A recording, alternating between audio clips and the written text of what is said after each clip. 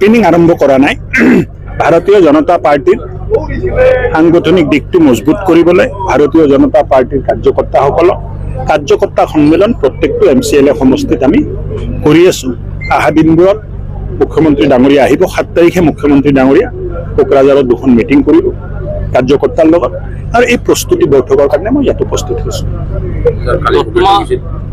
দত্মা কিন্তু বড়োপাৰাৰ জন্মভূমি ইয়াক লৈ আবেগ এটা আছে আপোনালোকৰ দলৰ পৰা প্ৰাৰ্থী থিয় কৰাব নে ইয়াতে পাৰ্টিৰ সিদ্ধান্ত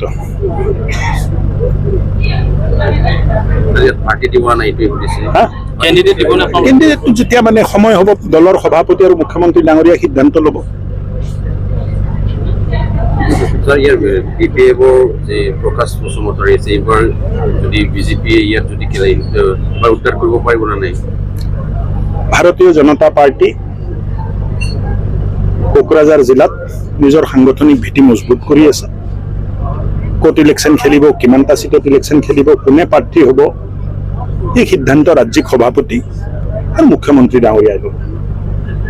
12টা সিট আছে আমাৰ কোকৰাঝাৰ 12টা খেলিব নাই আপুনি মোক বাৰে বাৰে ঘূৰাই একেটাই প্ৰশ্ন কৰি আছে সেই সিদ্ধান্ত দলৰ সভাপতি আৰু মুখ্যমন্ত্ৰী ডাঙৰীয়া আমাক যেটো দায়িত্ব দিছে পাৰ্টিৰ সাংগঠনিক ভিত্তিটো মজবুত কৰা কাৰ্যকৰ্তা সন্মিলন কৰা আৰু কাৰ্যকৰ্তাক উৎসাহ দিয়া দুয়োটা আঞ্চলিক দলে যদি একগোট হয় তেতিয়াহ'লে অন্য দলৰ ইয়াৰ অস্তিত্ব নোহোৱা হৈ যাব আমি স্বাগতম জনাম দুই বড়ো দল BPF আৰু UPPL যদি একগোট হয় বহুত ডাঙৰ এটা মংগল কাম হ'ব আৰু আমি স্বাগতম জনাম স্যাৰ আপনি এই সময়ত ইনচাৰ্জো আছিল বা গাৰ্জেন মিনিষ্টাৰ আছিল কোকৰাঝাৰত এই সময়ৰ পৰা আপুনি ইয়াত বিভিন্ন বিজেপি বা UPPLৰ বাবে কাম কৰি আহিছিল এবাৰ বিজেপি কেনেকুৱা ষ্ট্ৰেটেজি দেখিছে আপুনি একো ষ্ট্ৰেটেজি নাই মই ক'লো নহয় নিজৰ সাংগঠনিক ভিত্তিটো মজবুত কৰা এইটোহে বৰ্তমান মুখ্যমন্ত্ৰী ডাঙৰীয়াই আমাক দায়িত্ব দিছে ইলেকশ্যনটো ছেপ্টেম্বৰত হ'ব না অলপ পাছত হ'ব ছেপ্টেম্বৰতে হ'ব লাগে মানুহ যথেষ্ট ভাল হৈ আছে এটা সময়ত ভাৰতীয় জনতা পাৰ্টিৰ সাংগঠনিক ভিত্তিটো ইমান মজবুত নাছিল কিন্তু যোৱা বহু বছৰ কষ্ট কৰাৰ পিছত এতিয়া আমি দেখি আছো যে এটা শক্তিশালী ৰূপত ভাৰতীয় জনতা পাৰ্টিৰ সংগঠনেও আত্মপ্ৰকাশ কৰিছে প্ৰতিটো জাতি জনগোষ্ঠীৰ মানুহে ইয়াত আহি সহযোগ কৰি আছে আৰু এইটো এটা ভাল দিশ আৰু আমাৰ হ'ল যে বড়োলেণ্ডত শান্তি এটা আমাৰ প্ৰথম উদ্দেশ্য বড়োলেণ্ডৰ প্ৰগতি উন্নতি এটা আমাৰ প্ৰথম উদ্দেশ্য তাৰ কাৰণে যি কৰিব লাগে আমি কৰিম ইলেকশ্যনৰ আগত দিব না পিছৰে দিব বিভিন্ন ডিচিয়ে যদি ডাটা ৰেডি কৰি দিব পাৰে তেতিয়া যেতিয়া ডাটা ৰেডি হ'ব আমি দিবলৈ সাজু আছো কিন্তু ডাটাটোতো ৰেডি হ'ব লাগিব এন্ট্ৰি হ'ব লাগিব ফৰ্ম গৈছে আহিব লাগিব বহুত অভিযোগো আহি আছে যে যোগ্য হিতাধিকাৰীৰ নাম অন্তৰ্ভুক্ত হোৱা নাই এইবিলাকো আমি চালি জাৰি চাম এবাৰ বিজেপি আছে UPPL আছে BPF আছে আৰ কংগ্ৰেস বিভিন্ন পাৰ্টি এবাৰ BTC ইলেকশনৰ অংশগ্ৰহণ কৰিব কি ক'ব ইয়াৰ বিষয়ে এবাৰ ফ্ৰী এণ্ড ফেয়াৰ হ'ব না নাই আগত সময় হোৱা নাছিল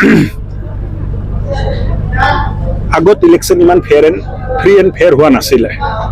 গণতন্ত্ৰৰ কাৰণে ফ্ৰী এণ্ড ফেয়াৰ ইলেকশ্যন এক ডাঙৰ ঘটনা ভাল দিশ বুলি আমি ক'ব লাগিব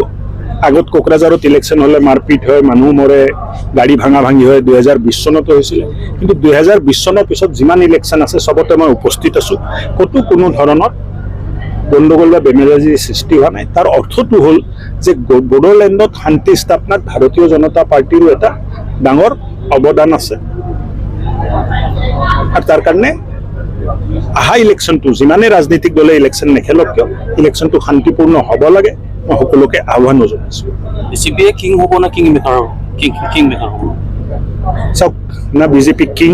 না কিং মেকাৰ বিজেপি দুখীয়া ৰাইজৰ সেৱা কেনেকৈ কৰিব পাৰি তাৰ বাবে আমি চিন্তা কৰোঁ কিমান আসন এইটোতো ৰাইজে ক'ব দাদা